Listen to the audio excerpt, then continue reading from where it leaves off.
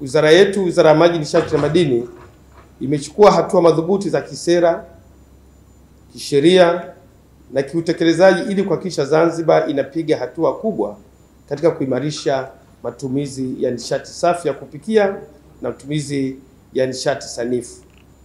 Na baadhi ya juhudi ambazo tumezichukua ni pamoja na uzinduzi wa sera ya nishati ya mwaka 2025 ambao mwaka huu ilizinduliwa na Mheshimiwa Rais wa Zanzibar na mwenyekiti wa Baraza la Mapinduzi. Kama mtakumbuka,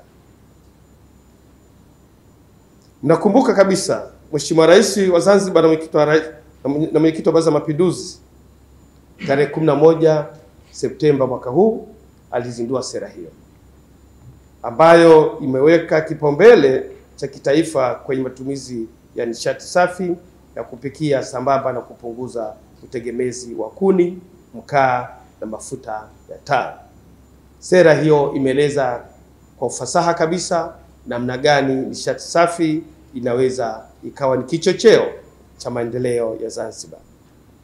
Lakini jambo la pili ambalo wizara yetu imechukua ni pamoja na uandaaji wa mkakati wa nishati safi hapa Zanzibar. Ndugu alikwa, ndugu washiriki, wizara kwa kushirikiana na Benki ya Maendeleo ya Afrika AfDB ipo katika hatua ya kumpata mshauri elekezi wa kuandaa mkakati wa matumizi ya nishati safi ya kupikia hapa Zanzibar, mkakati utakaotoa mwongozo wa utekelezaji kwa miaka ijayo. Jambo la tatu ambalo wizara yetu imeshirikia ni pamoja na kupunguza gharama za uunganishaji wa umeme kwa wananchi. Bei ya kuunganisha umeme imeshushwa. Awali ilikuwa karibu laki 4 hadi laki 2, ambapo sasa tunaendelea kuunganisha wananchi nishati ya umeme kwa shilingi laki 2 tu bila kujali utatumia nguzo ngapi. Hii ili kuongeza upatikanaji wa umeme majumbani na kusaidia familia kuhamia kwenye nishati salama. Serikali imepanga kuendelea kupunguza gharama hizo za uunganishaji wa umeme kwa wananchi wengi zaidi, ili sasa huduma ya umeme na waweze kutumia kwa njia ya kupikia. Tumekuwa na woga kwamba ukitumia kuka lako kwa umeme eti linakula sana. Sasa hivi vifaa vingi vya umeme vinavyotengenezwa vinakuwa tunasema ni energy efficient. Havitumii umeme kama vile ambazo zamani tulikuwa tunafanya. Na ndio maana wizara yetu inaendelea kutoa elimu na kushajiisha kutumia nishati ya umeme hata katika kupikia. Lakini tunajaribu tena pia kuelimisha wananchi tujaribu kuepuka kununua vifaa vya used. Makuka used yale kidogo bado yana changamoto. TV hasa zile za zamani zilioneta TV za chogo, umeme wake unakula sana. Kwa hiyo hizi zote ni jitihada za serikali kuhakikisha kwamba mwananchi aungie umeme, lakini pia kwa bei nafuu.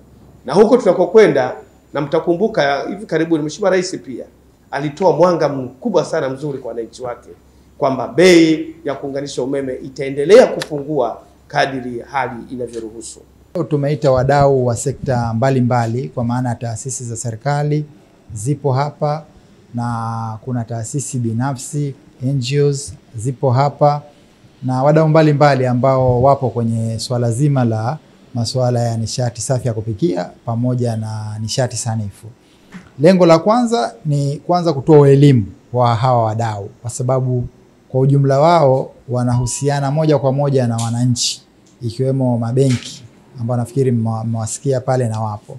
Kwa hiyo wao wakishakuwa na taaluma, NGO zetu zikishakuwa na taaluma, taasisi zetu za serikali ambazo zinahudumia wananchi zikishakuwa na hii taaluma kuhusiana na matumizi ya nishati safi na kupikia na matumizi ya nishati sanifu, basi tunatoa wigo kwa wananchi wengine kupata ile elimu.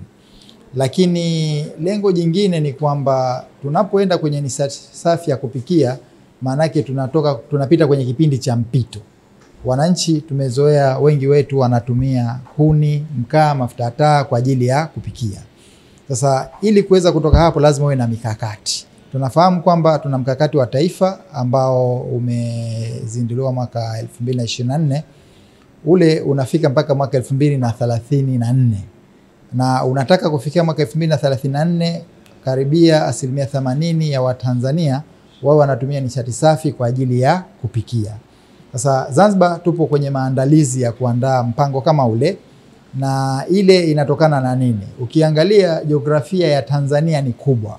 Sasa tukichukua Zanzibar tukisema tuende na mpango ule ule, maana yake tunaweza tukaona tuna muda wa kutosha, kumbe vile muda ule hautoshi kutokana na jiografia yetu. Sababu sisi ni padogo. Kwa hiyo tunaweza kutumia muda mdogo zaidi kufikia ile malengo ambayo yamewekwa kwenye mpango wa taifa. Kwa hiyo tunashirikiana na wenzetu wa AFDB kuhakikisha kwamba Zanzibar nayo inakuwa na mpango mkakati kwa ajili ya nishati safi ya kupikia. Lakini jingine katika kuyafikia hayo, tumeona ipo haja sasa ya kubadilisha mwelekeo. Tumekuwa tukishirikiana na wadau, mfano hao ambao wanauza gesi. Tunaenda kwa wananchi, tunapatia mitungi ya gesi, lakini unakuja kukuta changamoto ni kwamba baada ya kumalizika ule mtungi, yule mwananchi hana uwezo wa kujaza. Anaugeuza ule mtungi, anaweka boksi juu, anakalia, anainamia kuni zake na mkaa, anaendelea kupikia kuni na mkaa. Sasa unakuta yale malengo hafikii, kunakuwa hakuna sustainability ya kutumia ile nishati safi ya kupikia. Sasa tukasema tunafanyaje? Tuwaite wadau, kwanza tujadiliane kwa pamoja kutafuta namna ambayo tutakuwa na teknolojia ambazo zitakuwa ni rahisi kupatikana na ni rahisi pia kununulika au wananchi kuweza kuzimiliki ili waweze kutumia kwa muda wote. Lakini la pili, kwa mfano unaenda unawapa wananchi wa eneo fulani mitungi ya gesi, unawapa majiko ya umeme, lakini jirani yake anauza kuni, jirani yake anauza mkaa. Ina maana gani? Ina maana ukiisha ile gesi ikiisha, au akiona labda umeme umemwishia, anaona si nikanunue kuni tu kwa jirani nipike haraka haraka, lakini hapiki haraka haraka, anachelewa kupika, anapata athari za kiafya. Lakini kwa sababu sera pia inatutaka tuhakikishe kwamba wananchi wengi wanafikiwa na hizi huduma za nishati za kisasa.